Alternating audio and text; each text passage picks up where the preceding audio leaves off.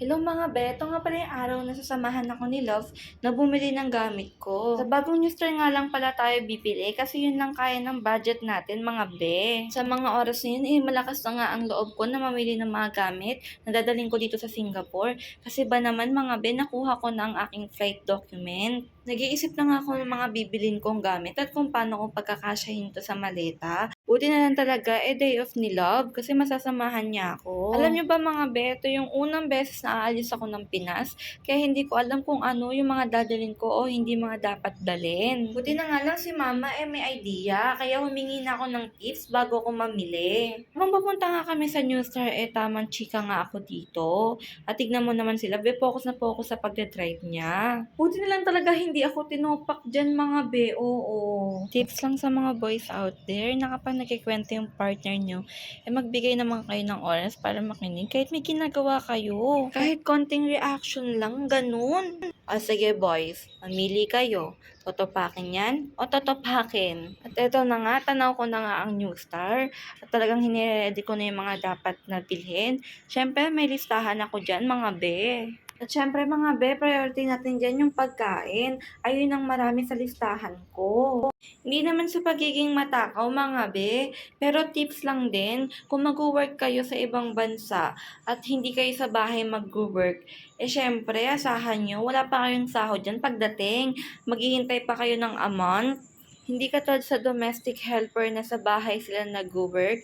So kung anong pagkain ng amo nila, possible pagkain na rin nila at makakasurvive sila sa first month nila. Kasi kami, kailangan muna namin mag-work ng 1 month bago makasahod. So, kailangan mo talaga magdala ng pocket money. Dito kasi sa Singapore, ang pocket money ko is 500 Singapore dollar. So, yun nga lang ang meron akong pera. At dahil hindi ko nga alam kung kakasya ba yun, dito na ako sa Pinas namili ng mga pagkain, katulad ng mga noodles, delata, yung mga hindi kagad nasisira. Sa mga oras na yan, kung ano-ano na nga pinagagawa namin ni Love, lahat na lang pinakikialaman namin. At nung alam ko na nga kompleto na yung mga dapat kong bilhin dito sa New Star, nagbayad na nga ako sa cashier. Sa kasamaang palad nga dyan, natsempohan pang nagugutom na ako. Nagmamadali na nga ako maglagay dyan ng item. Another tip nga pala mga be, may nakapagsabi sa akin na kung pupunta kayo sa Singapore, mahal nga daw mga Pinoy product.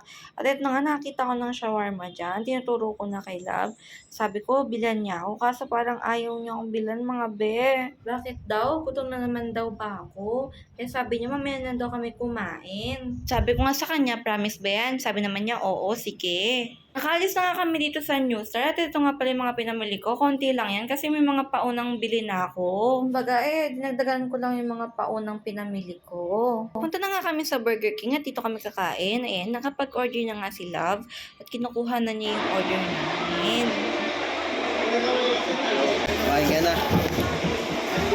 Hindi ka tayo.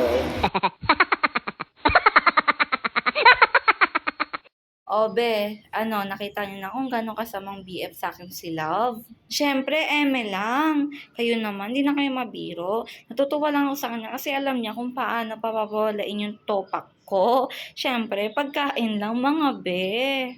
Oo mga be, di kayo namamali ng rinig be. Pagkain lang ho. Kita naman, di ba? Kita naman, kahit hindi naman kailangang sabihin. Kita naman, di ba?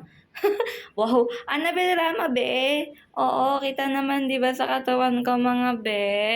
Kung nakaabot ka nga dito sa video na to, salamat sa panonood mo. At sana hindi ka magsawa. Hanggang sa muli, bye-bye.